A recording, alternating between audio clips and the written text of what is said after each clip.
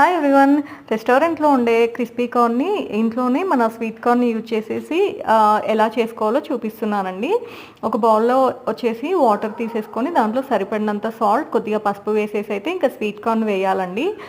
తర్వాత వచ్చేసి ఇంకా స్వీట్ కార్న్ అయితే ఒక 30% వరకు ఉడికించుకోవాలన్నమాట. ఇవి ఉడికిన తర్వాత అయితే ఇంకా స్ట్రెయిన్ చేయాలండి వాటర్ అంతా పోయేలాగా.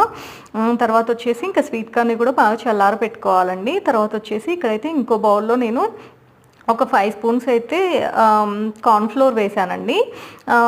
ఇక్కడైతే మైదా పిండికి బదులుగా నేనైతే గోధుమ పిండి వాడుతున్నాను అనమాట. ఒక 2 స్పూన్స్ అయితే గోధుమ పిండి వేసానండి.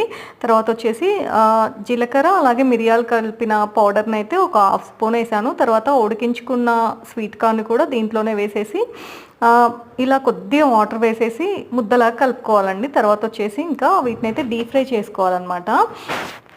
డీప్ ఫ్రై ఎలా అంటే గోల్డెన్ బ్రౌన్ కలర్లోకి వచ్చేలాగా డీప్ ఫ్రై చేసుకోవాలి. తర్వాత వచ్చేసి ఇంకా వీటిని అయితే పక్కకి తీసేసుకోవాలన్నమాట. ఇంకా వేరొక బౌల్ పెట్టేసి అయితే దాంట్లో కొద్దిగా ఆయిల్ వేసేసి సన్నగా కట్ చేసుకున్న వెల్లుల్లిని వేసుకోవాలండి. ఇది కొద్దిగా వేగాక పచ్చిమిర్చిని కూడా వేసి వేయించుకోవాలన్నమాట. ఇవి కూడా కొద్దిగా వేగాక ఇంకా సన్నగా కట్ చేసిన ఆనియన్స్ని కూడా వేసి వేయించుకోవాలండి.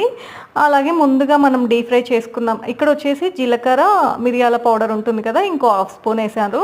తర్వాత డీప్ ఫ్రై చేసుకున్న స్వీట్ కార్న్ని కూడా వేసేసి వేయించుకోవాలండి. లాస్ట్లో వచ్చేసి స్ప్రింగ్ ఆనియన్స్ వేసుకోవాలన్నమాట.